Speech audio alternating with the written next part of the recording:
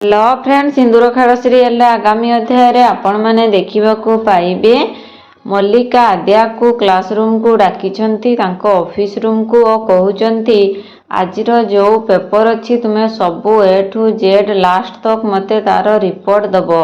बहुत गुड़े फाइल आनी तांकू दउछंती।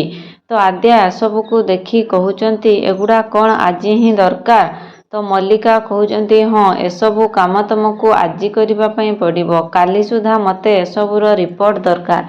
जदि एसबू काम तुम्हें आज न कर ताहले मु प्रिंसिपाल सार को कहीदेवी कि तमें यही काम पई योग्य नुहे बोली।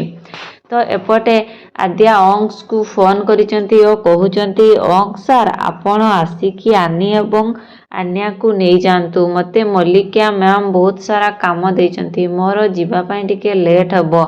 तो एक कथा सुनी अंश मल्लिका को फोन करिसेंती और कहउचंती मल्लिका तो आद्या कौन सही काम करवा निहाती जरूरी। तो एतिकी सुनी मल्लिका कहउचंती मो स्कूल मैटर तुम्हें मुंड खेल नहीं, एसबू होची मो स्कूल मैटर। ताहले कौन आद्या काली सुधा एसबू काम करि परिबो कि नहीं जानिबा पई मो चैनल सहित जोड़ी होई थांतु। चैनल ले नुआ आसीथिले चैनल को सब्सक्राइब कर दियंतु और पाखरे थिबा नोटिफिकेशन बेल को क्लिक कर दियंतु।